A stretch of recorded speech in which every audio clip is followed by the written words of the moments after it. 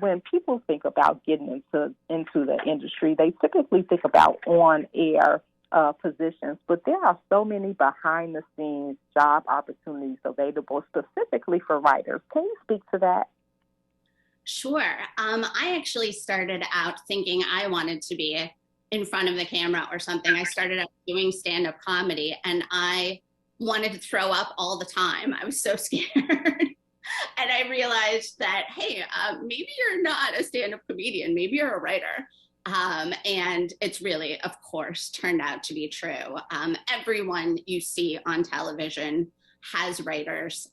They are so much of the backbone of what's going on TV. And to be honest, it's a great job, and you can do it in your jammies, which I think is very important.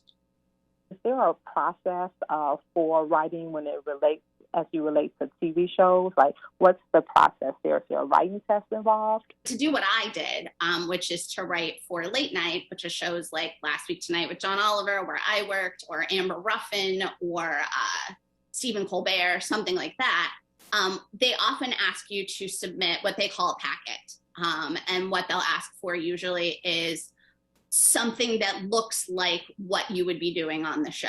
So depending on what the show is, you might write monologue jokes, which are just jokes about the news.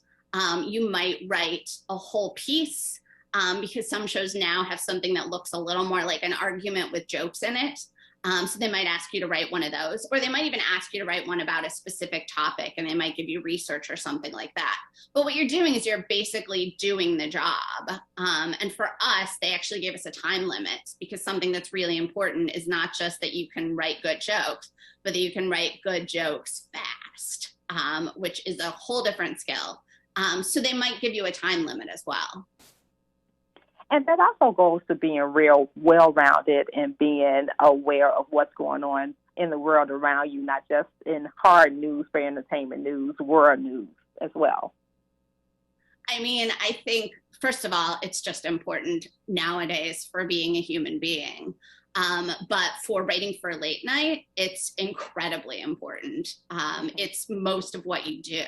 It's actually a little bit exhausting, because it's kind of your job to keep up on all the news that's happening, so that you can sort of filter through and tell people either what's funny or what's important, or what's important and funny. So Late Night writers often spend all day reading newspapers, reading Twitter, reading articles, doing whatever they can to keep up on everything. And now, because there's social media out there, it's even harder, because there's a chance that everyone could make the jokes before you did on Twitter. So you have to make even better jokes.